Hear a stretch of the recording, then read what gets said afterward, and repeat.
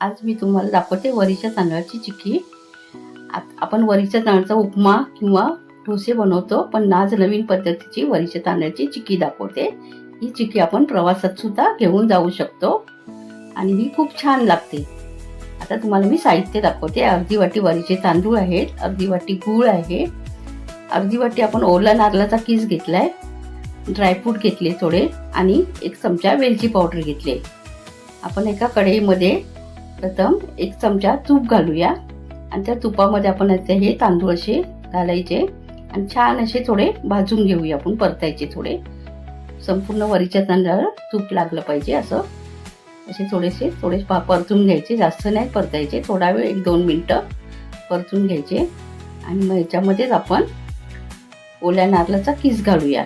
हा सुद्धा आपण छान असा भाजून घ्यायचा. खोबरं हे तांदळाबरोबरच आपण भाजायचं, म्हणजे तो छान भाजला जातो. अशा प्रकारे बघ भाजून घ्यायचं आणि ह्याला थोडं शिजवावं लागतं म्हणून हे भाजून घ्यायचं. आणि ह्याला अर्धा ग्लास आता मी पाणी घातलं. आता या पाण्यामध्ये आपण हा वरीचा तांदूळ शिजवून घ्यायचा, वरीच्या तांदूळ आणि खोबरं, आणि त्याला 1-5 मिनिटासाठी झाकण मारूया. आता मी ही कढई दुसऱ्या बाजूला घेते, कारण आपल्या इकडे गुळाचा पाक करायचा आहे. जास्त पण पाक करायचा नाही, थोडासा गुळ वितळेपर्यंत आपल्याला करायचा आहे. मी एका गॅसवर पॅन ठेवला आहे. ह्याच्यामध्ये सुद्धा आपण अर्धा 1 चमचा तूप टाकूया आणि ह्या तुपामध्ये आपण आता गूळ टाकूया आणि 1-2 चमचे आपण साखर सुद्धा घालूया. तुम्हाला साखर नसेल घालायचं, थोडा गूळ जास्त घाला तरी छान लागेल. साखर घातल्याने 2 चमचे पाणी घालायचं आणि हा गूळ वितळेपर्यंत आपल्याला गरम करायचा आहे. त्याला संपूर्ण गूळ वितळला पाहिजे, जास्त आपण पाक करायचा नाही. पाक केला तर चिक्की कडक होईल, म्हणून थोडी जास्त पाक नाही करायचा. एक मीडियम साईजचा असा गूळ वितळेपर्यंत पॅनमध्ये छान असा वितळून द्यायचा. आता आपण एका साईडला बघूया, वरीचा तांदूळ आपला शिजला आहे. हा बघा अशा प्रकारे. आता मी याच्यामध्ये अर्धा वाटी शेंगदाण्याचा कूट घातलाय. शेंगदाणे भाजून त्याचा कूट केला आणि तो कूट याच्यामध्ये घालायचा आणि तो सुद्धा आता मिक्स करून घेऊया. मगाशी मी तुम्हाला दाखवायची थोडं विसरली, आणि मी आता तुम्हाला दाखवते.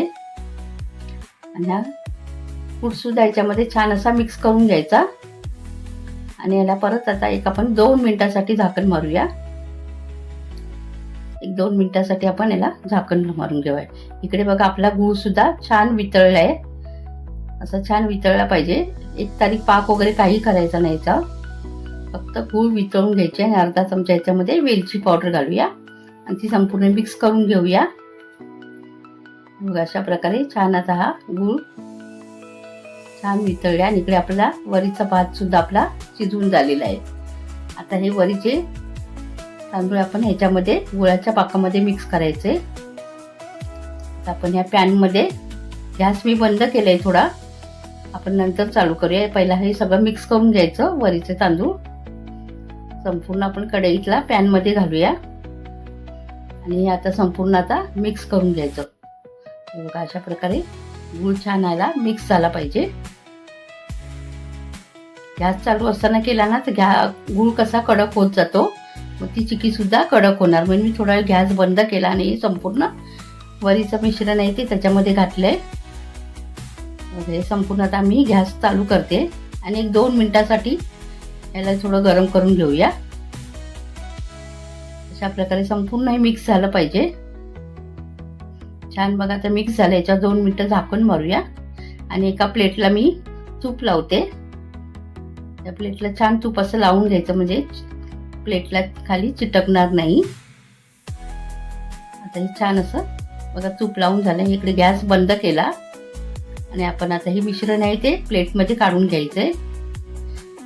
बघा छान याला गूळ लागला.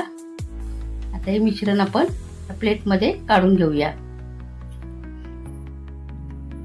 बघा आता हे संपूर्ण प्लेटमध्ये काढून घ्यायचं. हे 2 ते 3 दिवसात चिक्की खायची असते, जास्त दिवस नाही ठेवायची. आणि तुम्हाला जर ठेवायचं असेल तर आपण फ्रीजमध्ये ठेवू शकतो. बघा अशा प्रकारे संपूर्ण आता प्लेटला छान असं थापून घेऊया. ही म्हणजे ती छान चिटकली जाते छान असं.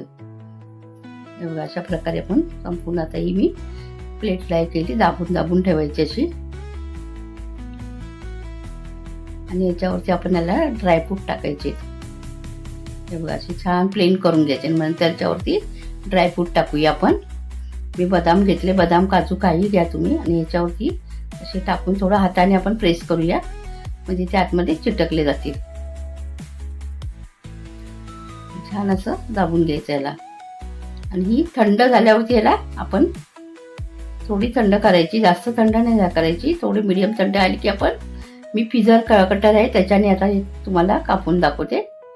तुम्ही सुरीने सुद्धा कापून शकता, याचे तुकडे पाडू शकता सुरीने सुद्धा. मी पिझ्झा कटरनी करते. हे बघा अशा प्रकारे याचे छान असे तुकडे पडतात. हे बघा छान झाली. आता पूर्ण याला थंड करून घेऊया. लहान मुलं तर खूप आवडीने खातात ही चिक्की म्हणून.